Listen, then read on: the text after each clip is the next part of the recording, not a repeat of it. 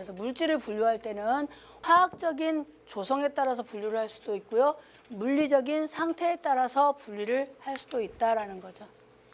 그래서 화학적인 조성에 따라서 물질은 순물질과 혼합물로 나눈다라고 되어 있어요. 그래서 순물질은 우리가 단체라고 부른다. 홑원소라고 불렀어요. 홑원소. 그래서 보면은 H2 수소, 산소,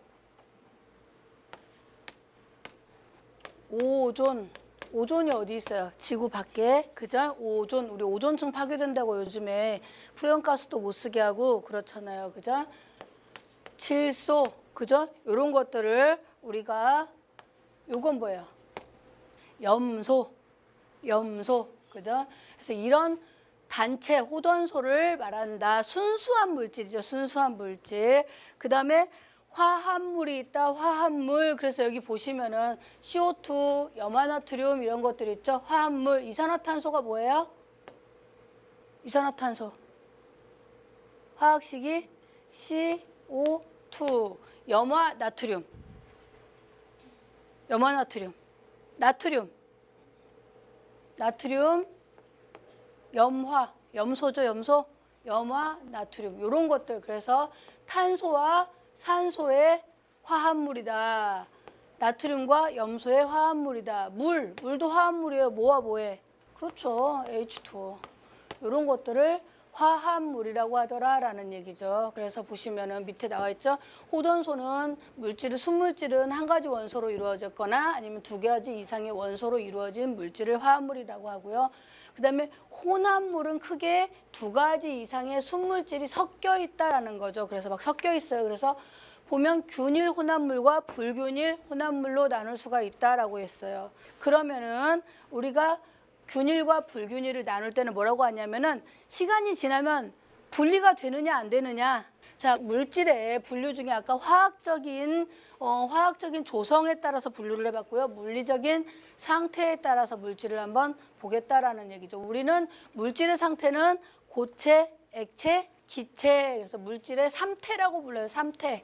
상태라고도 부르지만 3태라고도 부른다. 고체, 액체, 기체 상태로 분리가 되더라라는 거죠. 그래서 기체가 고체로 바뀔 수 있고 고체가 액체로. 그래서 각각의 상을 변화를 시키려면은 뭐가 필요하다는 거예요? 이 상이 변화가 된다. 이걸 상이라고 불러요. 기체, 기상, 고상, 액상이라고 부르는데 상이 변하기 위해서는 뭐가 필요한 거예요? 에너지가 필요하다라는 얘기죠. 그죠? 액체가 기체로 변하기 위해서는 무슨 열이 필요해요? 요거를 액체가 기체로 변하는 걸 뭐라고 불러요? 이게 뭐예요? 기화잖아요. 기화. 기화되기 위해서는 잡열이 필요합니다. 기화, 잡열이 필요한 거죠. 기화, 잡열이 필요한 거고 그 다음에 액체와 액체에서 온도를 올리는 걸 뭐라고 불러요? 그러니까 물이 있는데 1도의 물이 80도로 끓겠다. 그럼 이걸 뭐라고 부르냐면은 현열이라고 불러요. 현열. 그러니까 온도만 올리는 거를 현열이라고 부르고요. 잡열은 뭐냐면은 상태를 바꿔줘 버리는 거다라는 거죠. 그죠? 그래서 액체에서 기체로 상태를 바꿔버리는 거는 기화, 잡열이라고 부른다. 그 다음에 고체가 얼음이 녹아서 물로 바뀐다. 무슨 잡열이에요? 융해라고 부르죠. 융해. 그죠? 융해. 얼음이 녹아서 물이 되는 거. 융해가 되기 위해서 필요한 거는 융해 잡열이 필요하더라라는 얘기죠. 융해 잡열이 필요하다. 그래서 상태를 바꿔주는 에너지를 잡열이라고 부르고 그 상태 내에서 온도를 올려주는 거 이런 것들을 우리는 현열이라고 부른다라는 얘기죠. 그래서 가장 우리가 물을 좋은 소화약제라고 말하는데 이 물이 왜 좋은 소화약제냐? 왜 그래요? 물이 왜 좋은 소화약제? 우리가 소화약제 중에 제일 좋은 게 물이라고 그러거든. 왜요? 요게 좋아서 그래요. 현열과 잡열이 커다는 거예요. 뭐예요? 그러니까 불이 나면 이 불을 높은 에너지를 이 물이 잡아먹는다는 거죠. 그러니까 이 불에 나오는 에너지를 이 물이 뭘로요? 이 불을 끄기 위해서는 이 물에서 잡아먹는 에너지가 굉장히 크다라는 얘기예요. 그러니까 이 온도를 낮춰주는데 아까 말했듯이 온도를 낮춰주는데 큰 에너지를 많이 잡아먹는다라는 얘기. 그래서 좋은 소화약제다.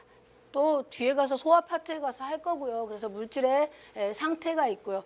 그러면 순물질과 혼합물을 어떻게 비교할 수 있느냐라는 얘기죠. 앞에서 순물질과 혼합물이 있었는데 어떻게 순물질인지 알고 혼합물이 어떻게 혼합물인지 비교를 하느냐 봤더니 그 성분이 일정하다고 했어요.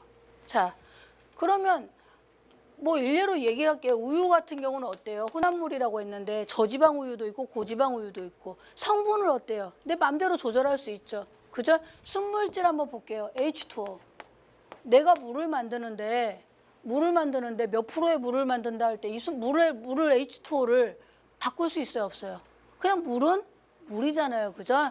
그렇기 때문에 순물질은 성분비가 수소 두 몰과 산소 한 몰이 만나서 그죠? 수소 한 개와 산소 한 개가 두 개와 산소 한 개가 만나서 물이 되더라. 이게 만약에 이렇게 되면 뭐가 돼요? 이거 물이에요, 아니에요?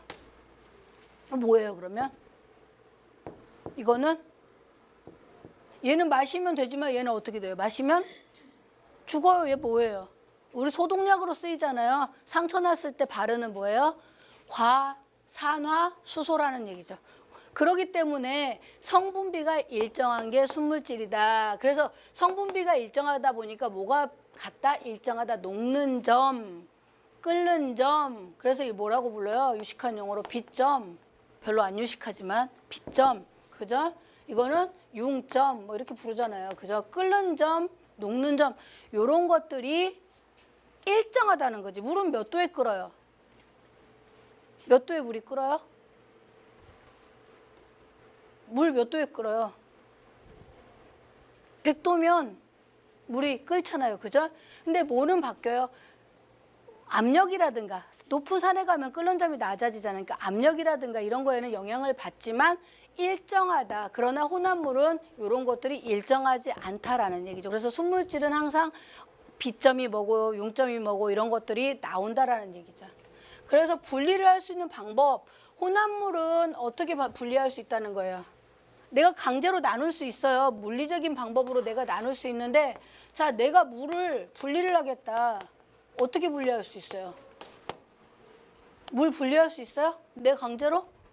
수소와 산소로 나눌 수 있다. 나눌 수 있어요?